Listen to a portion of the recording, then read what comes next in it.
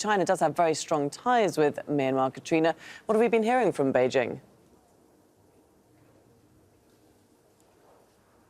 That's right, Laura, it definitely does. And we've just heard from China's foreign ministry. They've released a brief statement in response to what's happening in Myanmar. It said, China hopes all sides could properly manage their differences under the constitution and legal framework and uphold stability.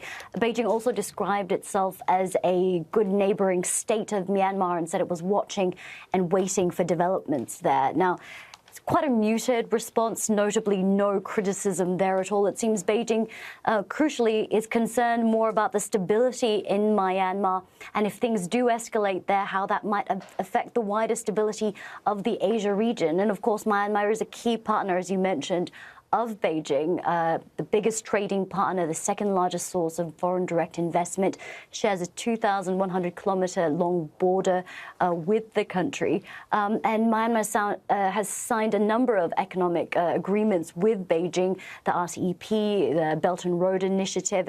It's also signed its own China-Myanmar Economic Corridor Agreement, where a number of infrastructure projects were agreed to.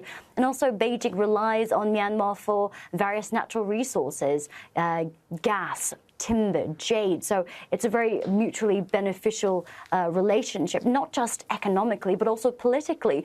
Beijing was one of the few supporters of Myanmar's approach to the Rohingyas, and in turn, Myanmar also supported Beijing's approach to the Uyghurs and Beijing's stance on other controversial issues, including Hong Kong and Taiwan. So very important there. And recently, China's foreign minister went to Myanmar to really shore up that relationship just recently. Yeah, what do we know about that visit, Wang Yi's visit to Myanmar? Do you think he would have got any hint that a coup was on the horizon? That is the question that we don't know exactly, Laura, but we do know that Wang Yi spent some time sitting down with Aung San Suu Kyi. They signed a variety of memos. They talked about infrastructure projects, notably the China-Myanmar railway project that they had intended to accelerate. Also, China promised a batch of vaccines, COVID-19 vaccines, to Myanmar, which were much needed, about 300,000 doses or so. And Beijing really described that relationship in quite affectionate terms. It described Myanmar as a little brother as well. So the other important thing to note is Wang Yi also not only sat down with Aung San Suu Kyi, he also sat down with the commander-in-chief of the Myanmar military.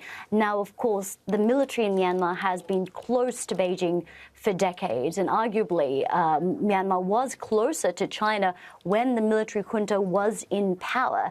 And we don't know if there was any communication. There might have been some consultation, and Beijing hasn't been forthcoming with that. And I'm sure we're not going to hear if they were, but certainly the military would be relying on China's continued economic support if they were to go forward with this coup to avoid any sort of economic collapse. And certainly China, for its part, is watching closely to make sure its interests are protected no matter what happens in Myanmar. And also, they'll be watching very closely to see how, if ever, they could possibly use this transition as an opportunity to expand its influence in Myanmar.